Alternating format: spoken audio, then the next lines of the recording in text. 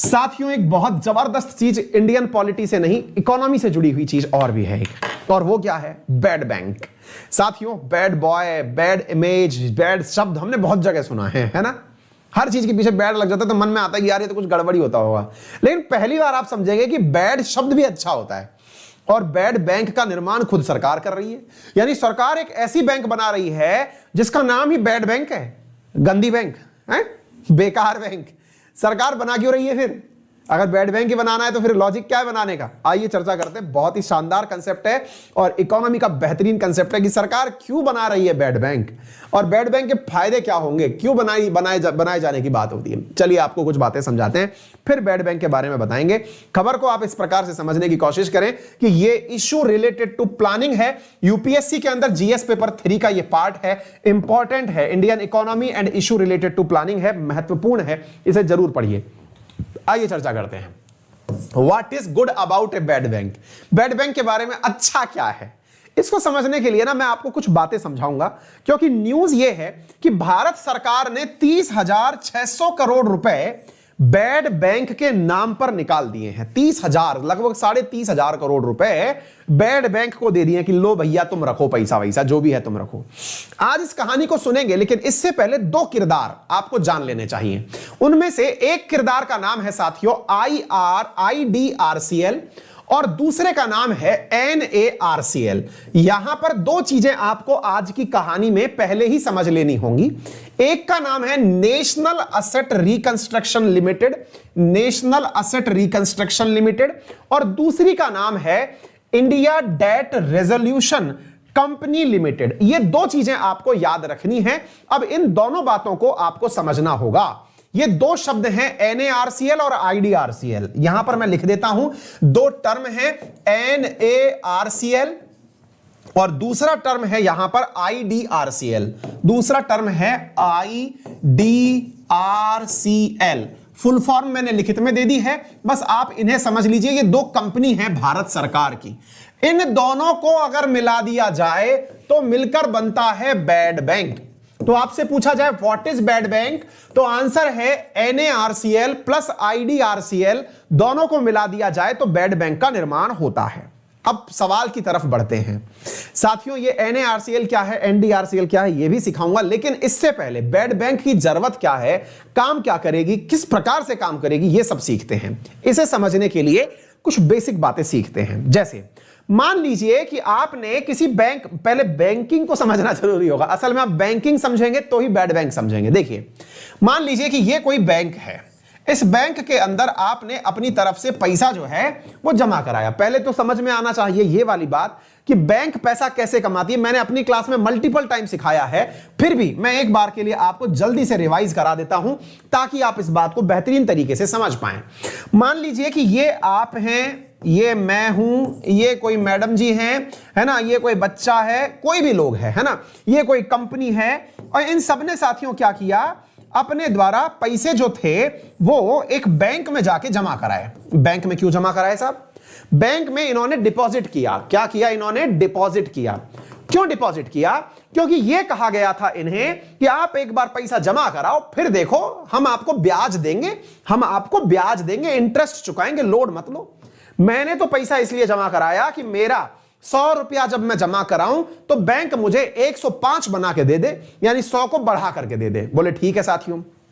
अब दूसरी तरफ समझते हैं कि भाई मुझे 100 रुपए दिया, मुझे इसने 105 क्यों लौटाया? मेरे 100 रुपए पे दे करके 105 कैसे लौटाया? बैंक ने इसमें 5 रुपए बढ़ाए कैसे? इसलिए हमको दूसरी बात समझनी होगी। दूसरी क्या कि बैंक ने पैसा कैसे कमाया।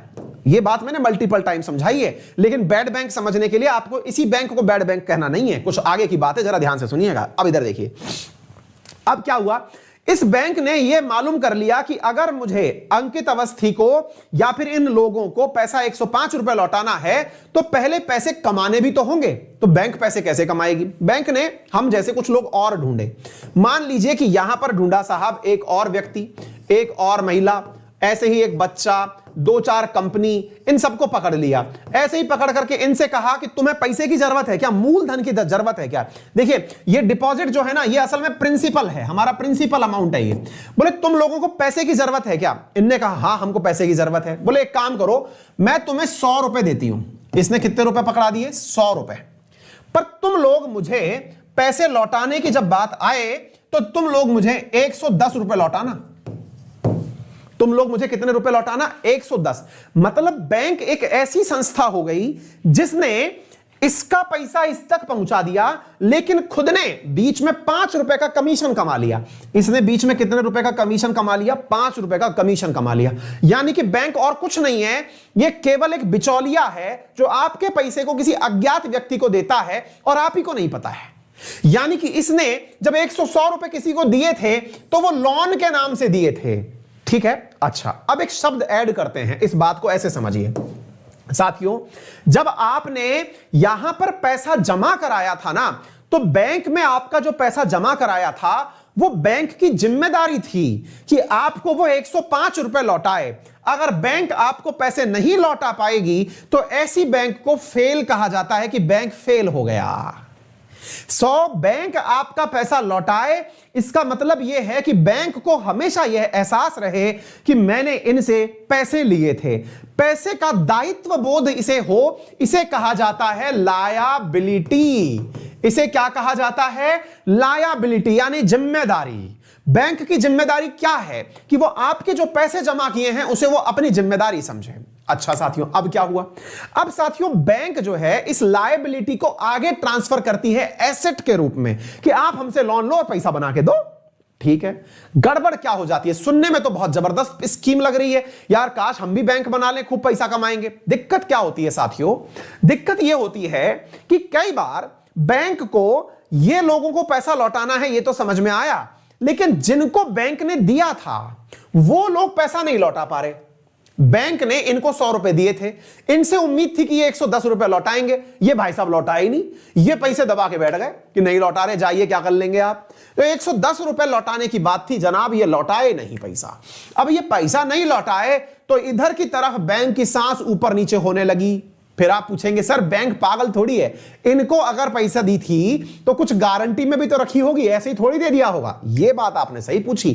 इसका मतलब यह हुआ अगर अंकित अवस्थी को 100 रुपए की जरूरत पड़ी थी तो अंकित अवस्थी ने पैसे ऐसे नहीं मांग लिए थे कि सेवा में श्रीमान 100 रुपए दे दीजिए, नहीं, तो बैंक ने कहा 100 रुपए तो दे देंगे, लेकिन ये बताओ तुम्हारे पास गारंटी क्या है कि तुम पैसे लौटा दोगे। तो अंकित अवस्थी ने कहा कि देखिए ये मेरा एक फोन है, 1.25 लाख रुपए का है, आप इसे अपने पास रख लीजिए, मुझे 10,000 की जरूरत है, जब मेरे पास पैसे होंगे मैं अपना फोन वापस ले जाऊंगा और मैं 10,000 रुपए चुका जाऊंगा। बोले ठीक है। ऐसी स्थिति में अंकित अवस्थी ने जब यहां से पैसे लिए तो आपने यहां पर अपने द्वारा क्या गिरा भाई, हाँ, तो यहां पर जब आपने पैसे दिए, मुझे लगा कि फोन ही लुढ़क गया, आपने जब पैसे लिए यहां पर तो हुआ ये कि ये पूरी की पूरी चीज में मैंने अपने द्वारा एक गारंटी रखी थी, मैंने एक गारंटी रखी थी, अपना असेट रखा था, बैंक के पास गिरवी रखा था। ऐसे ही इन सब ने कुछ ना कुछ गिरवी रखा था, लेकिन बैंक ऐसा भी नहीं है, पैसा नहीं मिला तो चला पता चल रहा है कि ले लो भाई फोन ले लो। बैंक अपनी दुकान लगा के बैठ गई, बैंक ने दुकान लगा दी कि साहब जिसको पैसे लेने ले जाओ। ऐसा तो नहीं कर सकती ना। तो यहां पर साथियों एक स्कीम निकाली सरकार ने, क्या? अगर कोई कंपनी है जिसने बैंक से लोन लिया था लेकिन चुका नहीं पाई, ऐसी स्थिति में जो पैसा बैंक के पास वापस नहीं लौटा उसे बैंकिंग की भाषा में कहते हैं नॉन परफॉर्मिंग एसेट। क्या कहा जाता है? एनपीए। जो पैसा बैंक के पास नहीं लौटा, मान लीजिए बैंक ने 1 लाख रुपया दिया था, वापस नहीं आया, तो बैंक का एनपीए कितना कहलाया? बैंक का एनपीए कहलाया 1 लाख रुपया। अब आप पूछेंगे 1 लाख रुपया नहीं आया, लेकिन इसकी एवज में उसने जो गारंटी रखी होगी वो गारंटी तो बैंक के पास होगी ना सर। भाई मान लीजिए कि कोई कंपनी डूब गई, लेकिन ऐसे थोड़ी कि आप कंपनी बनाकर पैसा मांगने आ गए तो दे दी, नहीं, उसकी एवज में आपने कुछ गारंटी में रखा होगा। तो वो जो गारंटी है वो कहां है? बोले बैंक के पास है वो गारंटी। बोले ठीक है, अब एक काम करो सर, आप पैसा अब कैसे निकालोगे? तो असल में बैंक क्या करता है साथियों, अगर आप पैसा नहीं चुका पाए तो वो आपको दिवालिया कर देता है। दिवालिया से मतलब बोली लगा देगा। आपने मान लीजिए कि 10 लाख रुपए का लोन लिया था, 1 करोड़ का घर गिरवी रख रखा था, तो वो 1 करोड़ के घर का गिरवी पे बोली लगा देगी कि भाई कोई भी आओ और इस घर को खरीद लो, खरीद करके हमको हमारा हिस्सा दे दो, बाकी बचा जो पैसा है वो सामने वाली पार्टी को दे दो। यानी हमको अपना पैसा चाहिए, फिर चाहे हमको गिरवी करवा करके किसी को भी मतलब दिवालिया घोषित करना पड़े। लेकिन यार इस चीज में भी बैंकों की साख खराब होती है। बैंकों की साख क्यों खराब होती है? क्योंकि भाई बैंक का काम असल में ये थोड़ी है। बैंक का काम पैसे लेके पैसे देना है बस। अब वो इस तरह से मवालियों वाले काम करने लगी कि हाँ भाई तेरा घर नीलाम कर दूंगा, हाँ भाई तेरा काम, तो इसमें और फिर उसमें क्या अंतर रह जाएगा साहूकार में? तो बैंक को बहुत बट्टा लगता है इस बात से। और फिर एक सबसे बड़ी बात यह भी है कि अगर यह बात किसी को बाहर पता चल गई कि भाई बैंक ने 1 लाख रुपए दिए थे, लौट के नहीं आ रहे इनके पास में, तो बोले फिर, तो बोले भाई चलो ये बैंक फेल होने वाली है। क्यों? क्योंकि भाई इस बैंक ने 1000 करोड़ रुपए दिए थे लेकिन ये लौट के नहीं आ रहे। तो बोले फिर, और बोले भाई पैसा निकाल लो, क्योंकि पैसा नहीं निकाले तो हो सकता है बैंक फेल मार जाएगी, पैसा डूब जाएगा, 1-1 करोड़ रुपए डाल रखे अकाउंट में, जीरो हो जाएगा। ओ भाई साहब भगदड़ मच गई, भगदड़ मच गई। बैंक के पास जो था वो भी गया, इधर 1000 करोड़ गया, इधर की तरफ जो था वो गया, बैंक हो गई टन पाल, धड़ाम से नीचे बैंक खत्म, स्वाहा। सरकार इस बात को समझ गई कि बेटा ऐसे काम नहीं चलेगा, ऐसे काम नहीं चलेगा। तो बोले फिर क्या करें? बोले एक काम करते हैं, कुछ जुगाड़ बनाते हैं। जुगाड़ क्या? कि देखो एक तो बैंक की इमेज खराब ना होनी चाहिए, क्योंकि बैंक के पैसे डूबे, एनपीए किसी का भी बढ़ा, बैंक की वैल्यू खत्म। तो बोले एक काम करते हैं। बोले बताओ क्या करें? बोले इस बैंक से कहो, मान लो इस बैंक का नाम है यस बैंक। अभी थोड़े दिन पहले यस बैंक की हालत खराब हुई थी, अगर आपको पता हो। तो बोले इस बैंक का नाम है यस बैंक। यस बैंक से कहो कि तुम्हारे पास जितने भी ऐसे प्रॉपर्टी है जिस पर लोगों ने लोन ले रखा है लेकिन चुका नहीं रहे, उन सारे की सारे एसेट्स को तुम हमें बेच दो। फिर से सुनिए, इस यस बैंक से क्या कहा कि बेटे तुमने 1 लाख करोड़ रुपए का लोन बांट रखा था मान लो, तो 1 लाख करोड़ की एवज में तुम्हारे पास गारंटी भी होगी। बोले हाँ है। बोले उस गारंटी को ना हमें बेच दो। बोले मतलब, या आप मुझसे क्या मांग रहे हैं? बोले मैं आपसे मांग रहा हूं, तेरे पास रखा है ना फलाने का मकान गिरवी रखा है, उसकी गाड़ी गिरवी रखी है, उसका फोन गिरवी रखा है, उसका लैपटॉप गिरवी रखा है, वो सारा सामान एक जने को बेच दे। बोले वो कौन होगा जो हमसे ये खरीदेगा? बोले बेटे ये वही प्राणी है जो कि आपके बोर्ड पर कोने में लिखा हुआ है,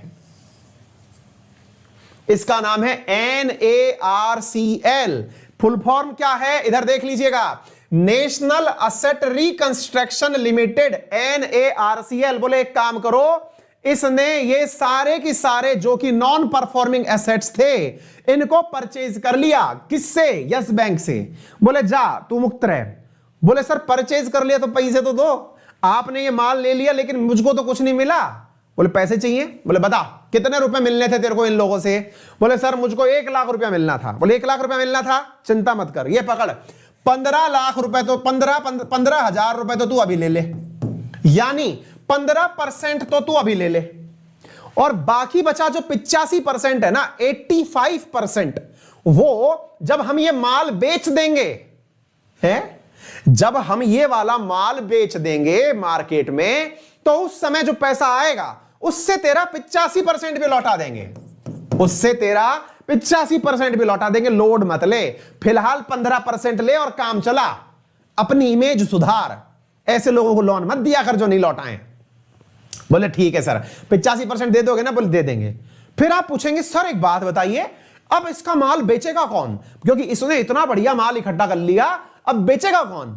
बेचने के लिए एक नई कंपनी बनाई सरकार ने, बेचने के लिए एक नई कंपनी बनाई जिसका नाम है IDRCL। IDRCL क्या है? इधर देखिए, India Debt Resolution Company Limited. सरकार ने एक कंपनी क्या बनाई? IDRCL, जिसका नाम क्या है? यह साथियों इसलिए बनाई जाएगी जो कि आपके मार्केट में ये वाला जो माल आया, इसने परचेज जो किया था उसको बेचने के लिए यह कंपनी बनाई जो दुनिया में माल बेचेगी। कोई भी आओ और मकान ले जाओ, कोई भी आओ विजय माल्या का घर ले जाओ, कोई भी आओ किंगफिशर एयरलाइंस ले जाओ, कोई भी आओ नीरव मोदी का घर ले जाओ। आ गई बात समझ में? यानी NPA, नॉन परफॉर्मिंग असेट को परचेज करने के लिए तो कौन बनाया? NARCL बनाया।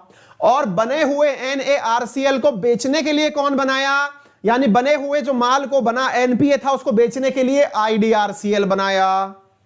अब आपके मन में एक सवाल आएगा, सर बात तो समझ में आ गई, सर इसका मतलब बैड बैंक क्या है? बोले बैड बैंक और कुछ नहीं, एक ऐसा संगठन है, एक ऐसा संगठन है जो बैंकों से NPA को परचेज करेगा और उसे मार्केट में बेचेगा।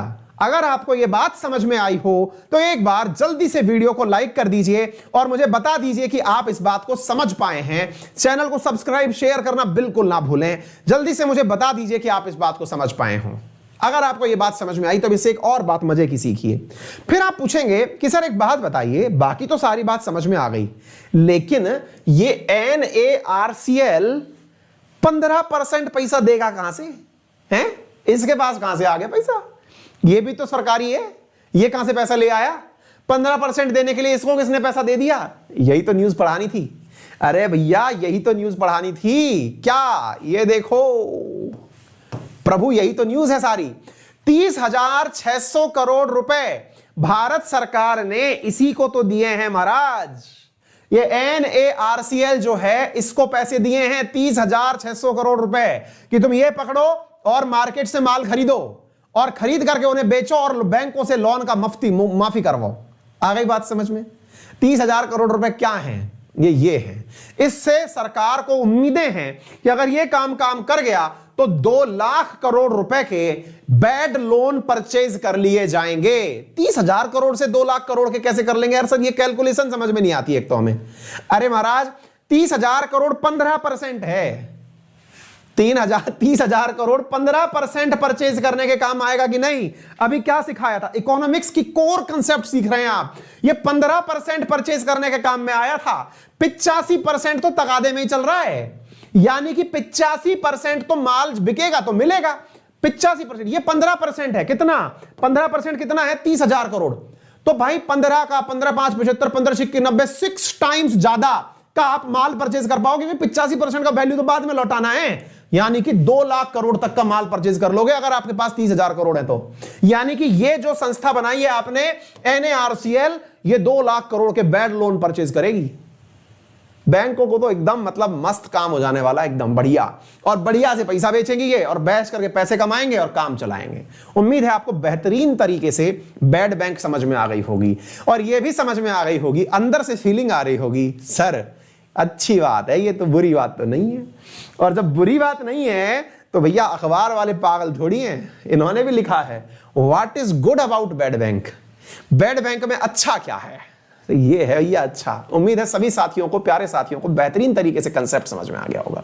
इकोनॉमिक्स में इंटरेस्ट आ रहा होगा, कोई नहीं, चैनल सब्सक्राइब रखिए और रेफरल कोड अंकित 10 याद रखिए, क्योंकि अल्टीमेटली ना सारा ज्ञान का जो सागर है वो हम भरा हुआ बैठे हैं और दुनिया को भरा के बैठाए हुए हैं। अंकित 10 लगाओ, सब्सक्रिप्शन पाओ, समझे? चलिए आगे बढ़ते हैं साथियों। याद रखिएगा रेफरल कोड है अंकित 10, जिसका उपयोग करके आप अनअकैडमी पर 10% डिस्काउंट प्राप्त कर सकते हैं सभी सब्सक्रिप्शंस पर। सभी सब्सक्रिप्शंस में अगर हम बात करें तो फिलहाल SSC के अंदर हमारा नया बैच आ रहा है इसी वीक में, यानी कमिंग वीक के अंदर, जो स्टैटिक जीके का बैच है। SSC CGL, CGL, CHSL, JEE, steno, phase 8, MTS, defence services, state PCS, जिस भी एग्जाम के लिए आपको स्टैटिक जीके पढ़ना हो वो स्टैटिक जीके के लिए हमारा नया बैच शुरू होने जा रहा है, that is on world geography. आप इस नए बैच को डे 1 से ज्वाइन करिए, बहुत ही शानदार बैच होने वाला है। SSC के अंदर ये बैच है। SSC के अंदर मैथ की, रीजनिंग की, इंग्लिश की जो भी क्लासेस रिक्वायर्ड हैं वो केवल एक ही रेफरल कोड अंकित 10 यूज करने से आपको मिल जाएंगी। आप इस बैच को अभी से ज्वाइन कर लीजिए, पुरानी क्लासेस हमारी तब तक देख लीजिए, क्योंकि ये बहुत ही अल्टीमेट बैच होने वाला है, पूरी तरह NCERT बेस्ड है। जो विद्यार्थी NCERT की तैयारी करना चाहते हैं ज्योग्राफी में वो यहां से पढ़ लें।